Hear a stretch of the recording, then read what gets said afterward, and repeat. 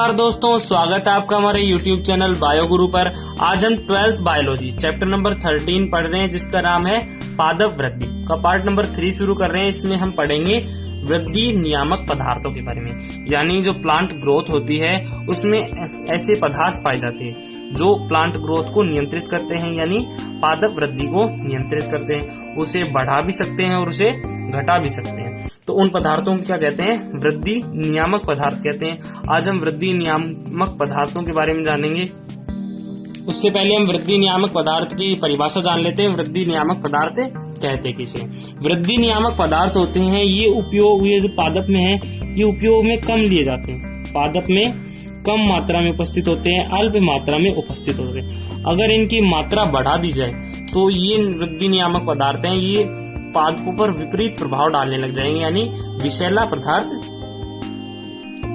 प्रभाव डालने लग जाएंगे। तो पादप में इनकी मात्रा कम होती है।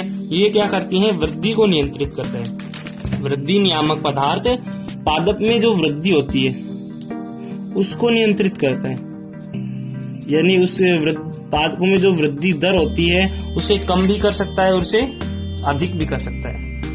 इसलिए वृद्धि नियामक पदार्थों को सैच ने क्या कहा था? हार्मोन कहा था, पादप हार्मोन कहा था। पादप हार्मोन किसे कहते हैं? वृद्धि नियामक पदार्थों को कहते हैं। पादप हार्मोन शब्द किसने दिया? सैच ने दिया। और जो पादप हार्मोन शब्द दिया, फीमेल ने इसे पादप, यानी फीमेल ने पादप हार्मोन को क्या शब्द दिया? Phyto hormone. फाइटो हार्मोन्स का मतलब क्या होता है?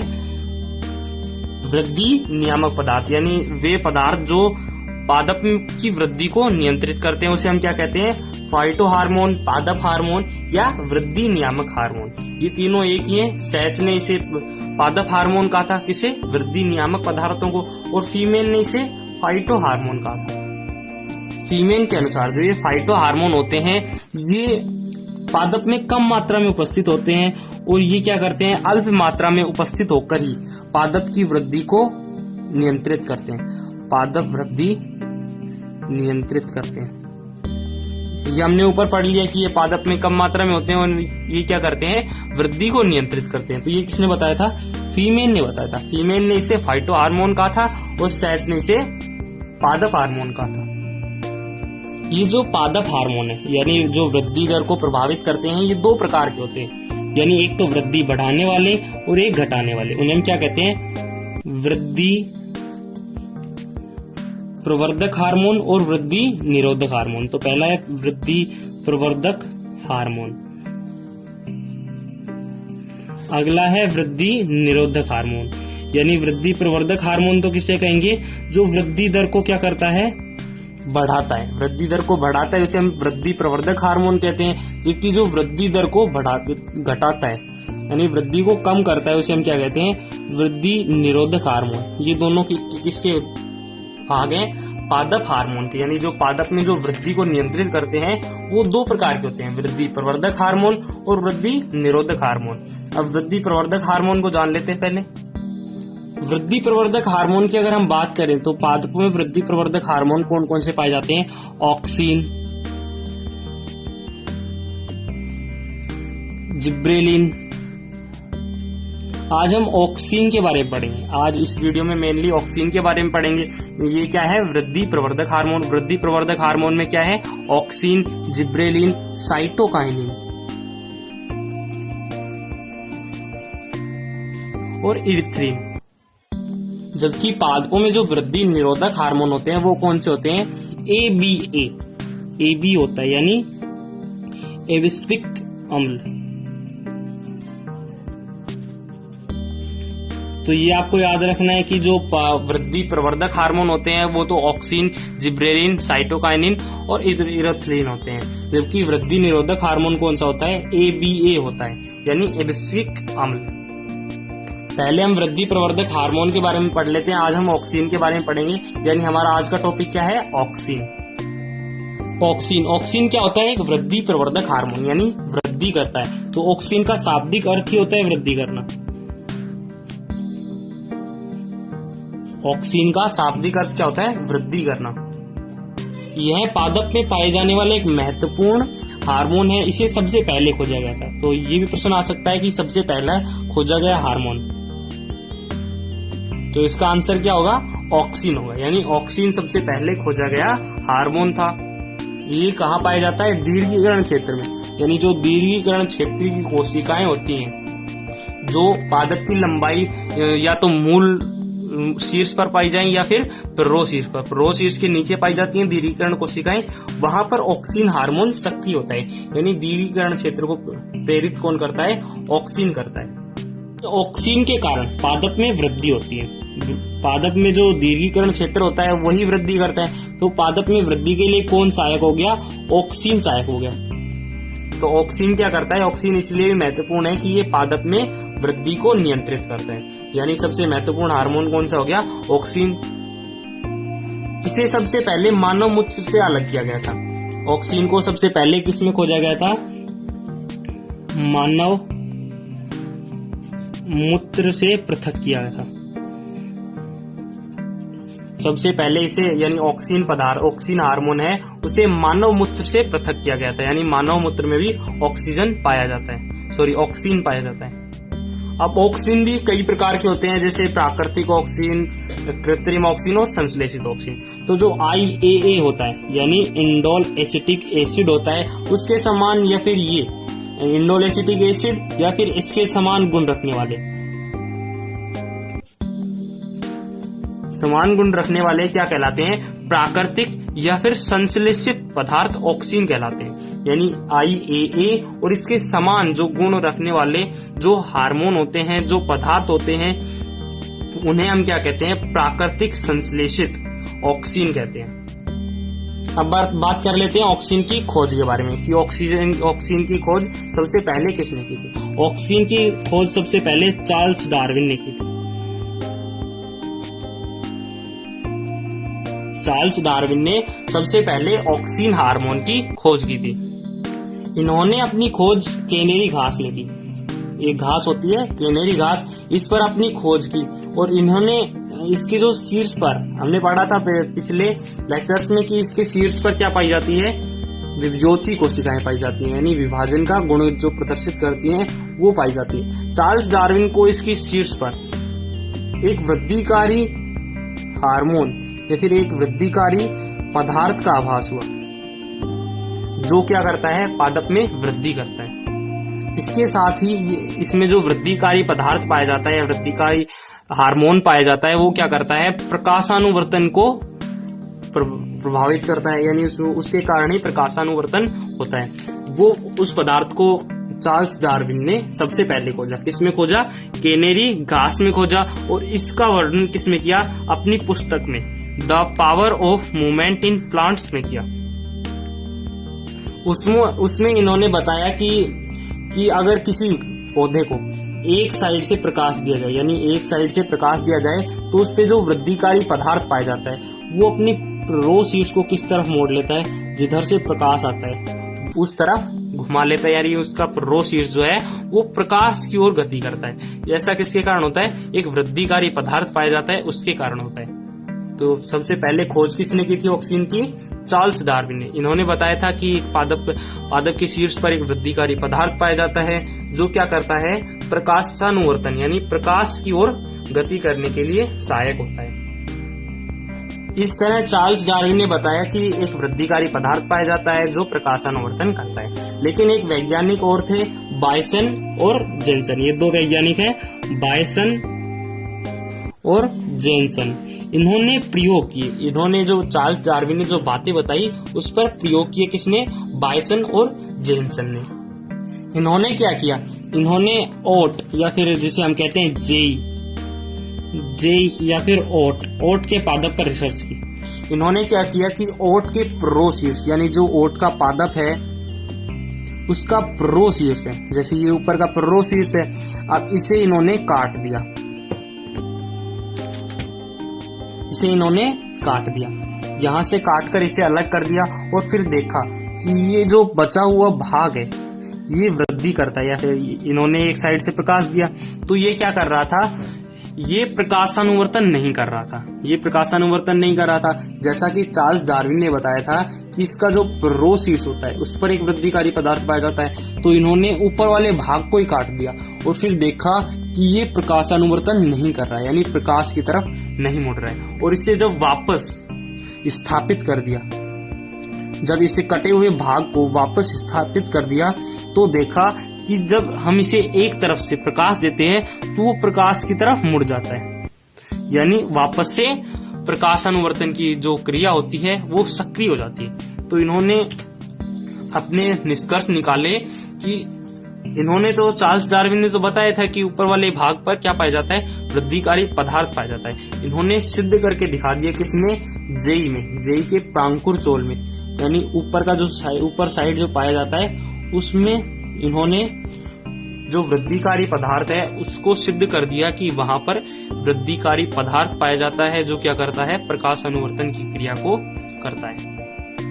इन्होंने आगे भी रिसर्च जारी रखी, जैसे इन्होंने सिद्ध तो कर दिया कि ऊपर वाले भाग पर क्या पाया जाता है, वृद्धिकारी पदार्थ पाया जाता है जो प्रकाश अनुवर्तन करता है, यानी प्रकाश की ओर शीर्ष भाग को गति प्रदान करता है। इन्होंने आगे क्या खोजा, इन्होंने खोजा कि जैसे ये कोई पादप है, जैसे जेई का पादप ले लेते हैं, यानी ओट का पादप ले लेते हैं, इसमें जो प्रोशीर्ष है, अगर इसे हम सन की लाइट देंगे, अगर हम इसे सन की लाइट देंगे एक तरफ से, तो यहाँ पर क्या होगा, सन की लाइट पड़ेगी, यहाँ पर तो सन की लाइट पड़ेगी और यहाँ पर क्या हो जाएगा, सन की लाइट नहीं पड़ेगी, यानी ये कौन सा हो गया, अप्रदीप्ति भाग हो गया। जहां पर प्रकाश नहीं पड़ रहा है इसे हम क्या कहते हैं, अप्रदीप्त भाग कहते हैं, यानी यहाँ पर प्रकाश नहीं पड़ रहा है और यहाँ पर प्रकाश पड़ रहा है, यहाँ पर प्रकाश पड़ रहा है, तो इसे हम क्या कहते हैं, प्रदीप्ति भाग। तो इन्होंने बताया कि जो अप्रदीप्ति भाग होता है यहाँ पर हार्मोन सक्रिय हो जाता है, यहाँ पर हार्मोन होता है जिसके कारण ये वृद्धि करती है। अब इन्होंने क्या किया कि एक भाग पर, जो आधा भाग है, जो अप्रदीप्ति भाग यानी जहां पर प्रकाश नहीं पड़ रहा है, वहां पर क्या किया, एक चीरा लगाया, एक चीरा लगाया और क्या किया, यहाँ पर अब्रक का वो प्लेट लगा दी, अब्रक की प्लेट लगा दी और देखा कि ये जो वृद्धिकारी पदार्थ है ये नीचे नहीं जाता है, यहाँ पर यानी जो अप्रदीप्ति भाग है वहां पर एक अनुप्रस्थ चीरा लगाया और वहां पर क्या लगा दी, अब्रक की प्लेट लगा दी, छोटी सी अब्रक की प्लेट लगा दी, जिससे वो जो हार्मोन है, हमने पढ़ा था कि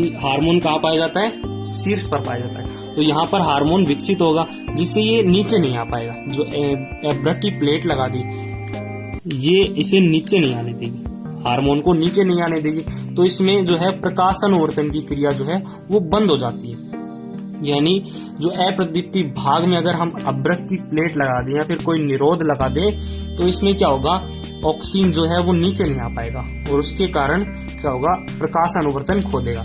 और जब इसे यानी अब्रक की प्लेट को जब हम प्रदीप्ति भाग पर लगाते हैं, यानी जहां पर प्रकाश उपस्थित है, जैसे यहाँ पर प्रकाश पड़ रहा है और यहाँ पर ये अप्रदीप्ति भाग है, अगर यहाँ पर प्रदीप्ति भाग पर हम अब्रक की प्लेट लगा दे तो ये प्रकाश अनुवर्तन करेगा, यानी किस तरफ मुड़ जाएगा, प्रकाश की ओर मुड़ जाएगा। तो यहाँ इससे ये सिद्ध होता है कि जो हार्मोन होता है, वृद्धिकारी हार्मोन होता है, वो कहाँ पाया जाता है, ये जो अप्रदीप्ति भाग होता है यहाँ पर वृद्धिकारी पदार्थ पाया जाता है। जब इसे ये सिद्ध इन्होंने कर दिया कि अब्रक की प्लेट लगा दे तो ये नीचे नहीं जाएगा और नीचे नहीं जाएगा तो इसमें वृद्धि नहीं होगी, प्रकाश की ओर वृद्धि नहीं होगी। और जब हम इसे प्रकाशिक अभिक्रिया, जो प्रकाशिक भाग की तरफ जब अब्रक की प्लेट लगाते हैं तो ऑक्सीजन तो अप्रदीप्ति भाग में बन रहा है, तो इन्होंने सिद्ध कर दिया कि जो ऑक्सीजन या फिर वृद्धिकारी पदार्थ पाया जाता है वो अप्रदीप्ति भाग की तरफ पाया जाता है और वह अप्रदीप्ति भाग की तरफ पाया जाता है और वो नीचे आ जाता है, नीचे स्थानांतरित हो जाता है, जिसके कारण वृद्धि होती है, प्रकाश की ओर वृद्धि होती है। तो इन्होंने सिद्ध कर दिया कि अप्रदीप्ति भाग में हार्मोन पाए जाते हैं और वो नीचे स्थानांतरित होते हैं। जैसा कि अब्रक की प्लेट लगा दी तो नीचे स्थानांतरित नहीं हो रहे, तो इसका मतलब ये क्या नहीं करेगा, प्रकाश अनुवर्तन नहीं करेगा। अभी तक हमने क्या पढ़ा, फिर से एक बार रिपीट कर लेते हैं कि जो चार्ल्स डार्विन था उसने बताया था कि पादप की जो कोशिका होती है, जो शीर्ष भाग होता है, उस पर एक वृद्धिकारी पदार्थ पाया जाता है जो क्या करता है, प्रकाशानुवर्तन करता है। बायसन और जेनसन ने क्या किया था, इन वृद्धिकारी पदार्थों को बारे में बताया था कि ये वृद्धिकारी पदार्थ अप्रदीप्ति भाग में पाए जाते हैं और ये ऊपर से नीचे स्थानांतरित होते हैं। इन्होंने चार्ल्स डार्विन ने बताया था और बायसन और जेनसन ने क्या किया था, सिद्ध कर दिया था। लेकिन अभी तक क्या हुआ है, ऑक्सीन को अलग नहीं किया गया है। ऑक्सीन को किसी ये जो पादप है इससे अलग नहीं किया गया, यानी बाहर नहीं निकाला गया। ऑक्सीन को बाहर नहीं निकाला गया। तो ऑक्सीन को बाहर निकालने की खोज का जो बाहर निकाला वो किसने किया, F.W. वेंट ने किया। इसलिए F.W. वेंट को क्या किया जाता है, ऑक्सीन के खोजकर्ता माना जाता है। क्योंकि ऑक्सीन को जो ऑक्सीन पाया जाता है, वृद्धिकारी पदार्थ ऑक्सीन पाया जाता है, W.F. वेंट ने उसे पादप से अलग कर दिया था। इसलिए W.F. वेंट को ऑक्सीन का खोजकर्ता माना जाता है। अब ये जान लेते हैं कि F.W. वेंट ने ऑक्सीन पदार्थ जो वृद्धिकारी पदार्थ पाया जाता है उसके बारे में क्या बताया था। ऑक्सीन ने बताया था कि जो पादप होता है, जैसे ये कोई पादप हो गया, इसके ऊपर शीर्ष भाग पर ऑक्सीन समान मात्रा में पाया जाता है। यानी पहले तो ऑक्सीन समान मात्रा में होता है, यानी सभी जगह वितरित होता है। जब एक तरफ प्रकाश मिलता है, प्रकाश जो है वो एक तरफ से मिलता है, तो क्या होता है कि जो प्रकाशिक अभिक्रिया होती है, यानी जो प्रकाशिक क्षेत्र होता है, प्रकाशिक क्षेत्र जो होता है, यहाँ पर प्रकाश पड़ रहा है तो ये क्या हो गया, प्रकाशिक क्षेत्र हो गया। जबकि दूसरा जहाँ पर प्रकाश नहीं पड़ रहा है तो इसे हम क्या कहते हैं, अप्रदीप्त क्षेत्र कहते हैं या फिर अप्रकाशिक क्षेत्र कहते हैं। तो यहाँ पर जो प्रकाशिक क्षेत्र है, यहाँ से ऑक्सीजन की मात्रा की कमी हो जाती है और यहाँ पर ऑक्सीजन जो है, ऑक्सीजन है वो बढ़ जाता है, यहाँ से छाया वाले स्थान पर स्थानांतरित हो जाता है। और हमें पता है कि ऑक्सीजन क्या करता है, वृद्धिकारी पदार्थ है, यानी जो दीर्घीकरण कोशिकाएं पाई जाती हैं उनकी लंबाई में बढ़ाता है। यानी यहाँ पर दीर्घीकरण कोशिकाएं पाई जा रही हैं और यहाँ पर ऑक्सीजन अधिक मात्रा में आ गया, जिससे ये क्या करेंगी, अपनी लंबाई में अधिक वृद्धि कर लेंगी। और इधर की यहाँ पर जो प्रकाशिक क्षेत्र पाया जाता है, यहाँ पर ऑक्सीजन नहीं है, जिसके कारण क्या होगा, वहां की कोशिकाएं क्या नहीं होंगी, लंबाई में वृद्धि नहीं करेंगी। जिससे क्या होगा, जैसे यहाँ पर वृद्धिकारी पदार्थ नहीं है तो इसके कारण यहाँ पर क्या हो रहा है, कोशिकाओं की संख्या समान है, यानी कोशिकाएं चेंज नहीं हो रही। जबकि इधर ऑक्सीजन की मात्रा बढ़ गई है, जैसे ऑक्सीजन की मात्रा बढ़ गई है, जिसके कारण जो कोशिकाएं वो लंबी हो गई और ये किस तरह मुड़ जाएंगी। यानी यहाँ पर तो कोशिकाएं उतनी ही पाई जा रही है, लेकिन यहाँ पर इतनी सी कोशिकाएं थी, वो क्या करेंगी, लंबाई में वृद्धि करेंगी और लंबी हो जाएंगी, जिसके कारण जो रो है वो किस तरफ मुड़ जाएगा, प्रकाश की ओर मुड़ जाएगा, यानी प्रकाशानुवर्तन हो जाएगा। ये क्यों होता है, क्योंकि ऑक्सीजन है वो कहाँ पाया जाता है, अप्रदीप्त भाग में। क्योंकि यहाँ पर तो प्रकाश आ रहा है, जिसके कारण यहाँ पर क्या नहीं हो रहा है, यहाँ पर प्रकाश आ रहा है, जिसके कारण यहाँ पर ऑक्सीजन नहीं है। ऑक्सीजन दूसरे भाग में चला जाता है जिसके कारण वहां की कोशिकाएं क्या हो जाती है, लंबाई में वृद्धि कर लेती हैं और प्रकाश की ओर मुड़ जाती हैं। तो F.W. वेंट ने बताया था कि प्रोशीर्ष है वो प्रकाश की ओर किस प्रकार बढ़ता है। अब अगर हम ऑक्सीजन की परिभाषा की बात करें तो ऑक्सीजन की परिभाषा क्या होगी, वे कार्बनिक पदार्थ, यानी ऑक्सीजन क्या होते हैं, कार्बनिक पदार्थ होते हैं। वे कार्बनिक पदार्थ जो 0.01 मोलर सांद्रता से भी कम, मोलर सांद्रता से भी कम सांद्रता में क्या करें, प्रो में वृद्धि करें, उसे हम क्या कहते हैं, ऑक्सीजन कहते हैं। यानी ऑक्सीजन की परिभाषा क्या होगी, वे कार्बनिक पदार्थ जो 0.01 मोलर से कम सांद्रता में प्रो में वृद्धि करें, प्रो के विवर्धन में वृद्धि करें, तो उसे हम क्या कहते हैं, ऑक्सीजन कहते हैं। तो ये हो गई ऑक्सीजन की परिभाषा। अब हम ऑक्सीजन की रासायनिक प्रवृत्ति करते हैं कि ऑक्सीजन रासायनिक संगठन में किस प्रकार का होता है। उससे पहले हम जानते हैं कि जो एक वैज्ञानिक था कोगल, इसने क्या किया था, वृद्धिकारी पदार्थ को ऑक्सीजन नाम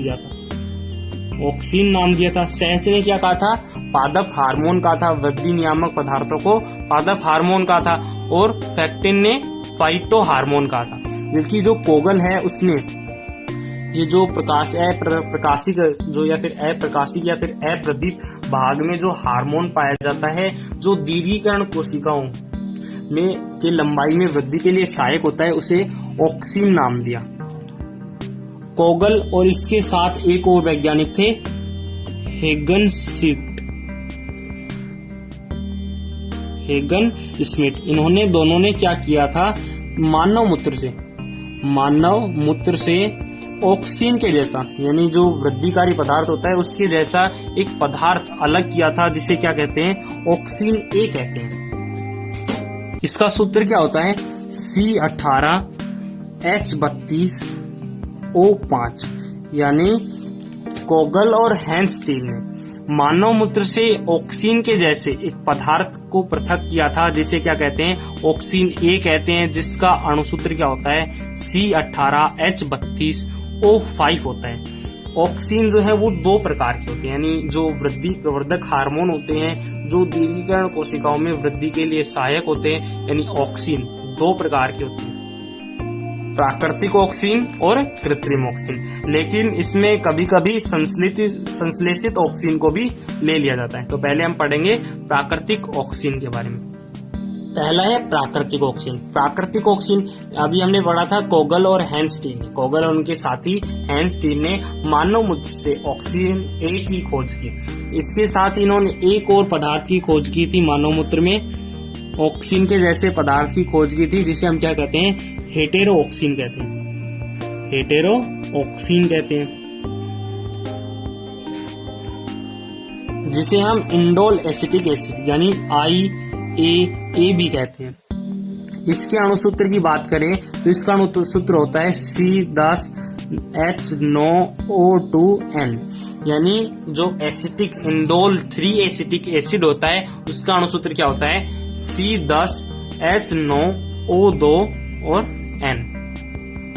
इसमें आपको याद क्या रखना है कि जो इंडोल एसिटिक एसिड होता है IAA होता है, ये एकमात्र प्राकृतिक ऑक्सीजन होता है। तो यह प्रश्न पूछ लिया जाता है कि एकमात्र प्राकृतिक ऑक्सीजन कौन सा है, तो वो है IAA या फिर हेटेरोऑक्सीन। IAA क्या होता है, इंडोल एसिटिक एसिड या फिर इंडोल 3 एसिटिक एसिड। अगला है कृत्रिम ऑक्सीजन। इसमें कुछ नाम दिए हुए हैं जिन्हें आप याद रखना है।